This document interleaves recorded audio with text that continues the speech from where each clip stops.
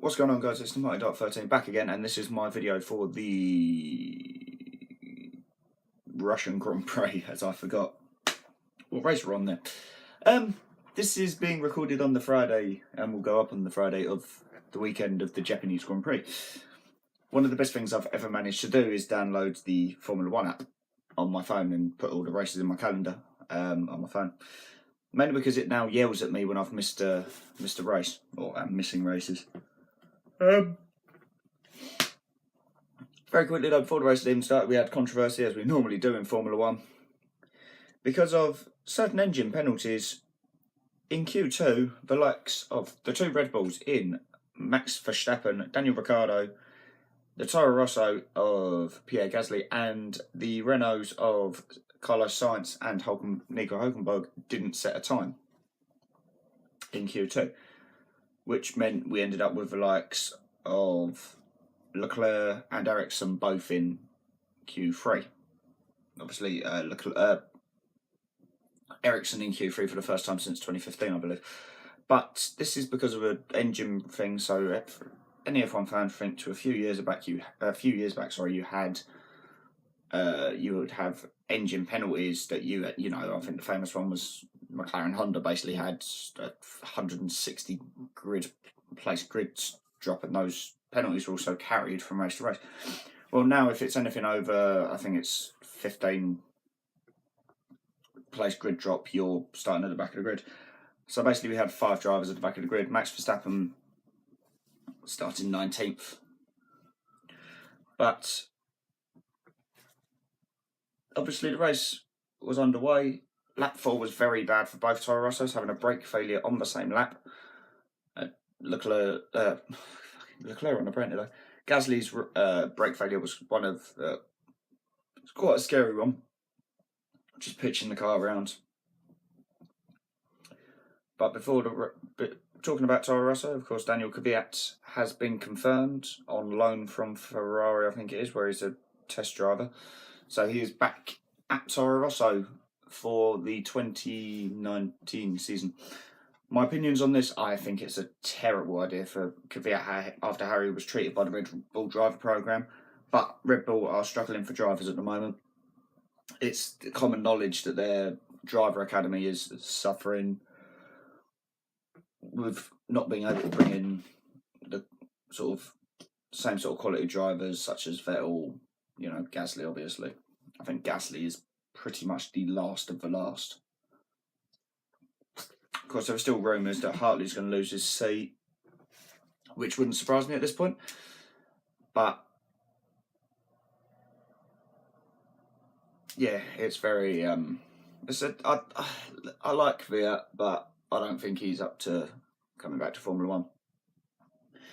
1. If I was Toro Rosso and I wanted to get rid of Hartley, I'd personally go with Pascal Wehrlein. I don't think Van Dorn will get the seat now. He's already come out and said he has offers from other formulas and whatever. So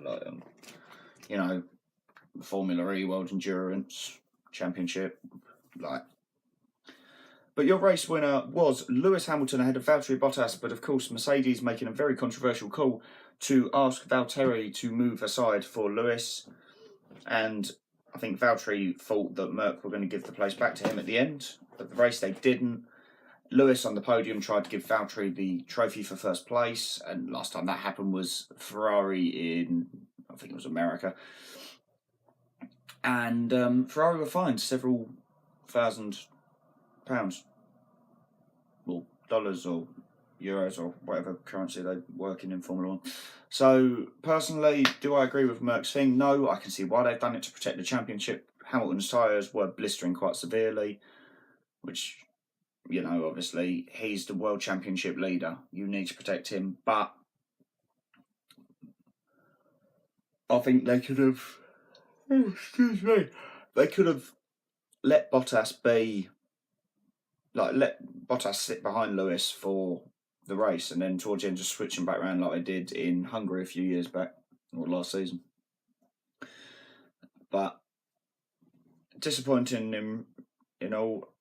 But your top 5 was Hamilton, Bottas, Vettel, Raikkonen and Verstappen.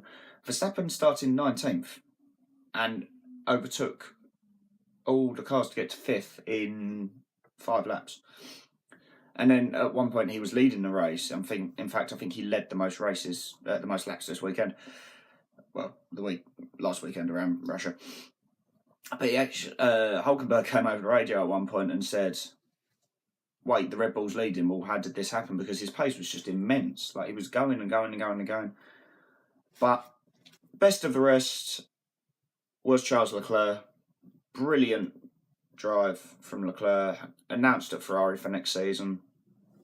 Fantastic. Cannot wait to see him at Ferrari next year. I think it'd give Sebastian Vettel a good boot up the arse, and I think people are going to be surprised with how well Leclerc does. But as for the Force Indias, they've had trouble with Perez yet again. He was a bit overly aggressive towards his teammate for another race. Alonso and Van Dorn in the McLarens, 14 and 15th.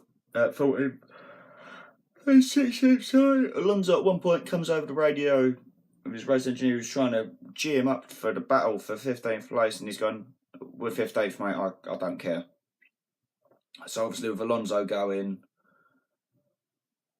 it's a shame for Fernando because he's a fantastic driver. Lance Stroll getting a result over Sergei Sorokin, who has actually had a stand named after him at the Russian Grand Prix track in Sochi. And I think one funny part was during the highlights you see there was a clip where you had Hamilton and Verstappen battling hard for the lead. They take you away from that action to look at Vladimir Putin arriving at the track. So, GG, well done, whoever is in charge of the television peoples. So, anyway, on to my predictions for this weekend at Japan, which is one of my favourite tracks. I love Japan. Only tracks I like more are Silverstone and Belgium. I'm going to go for a Lewis Hamilton pole because he's, in the practice sessions, he's been saying he loves the way the Japan track feels this year. So Hamilton on pole, Vettel second, Raikkonen third, Bottas fourth, Verstappen fifth.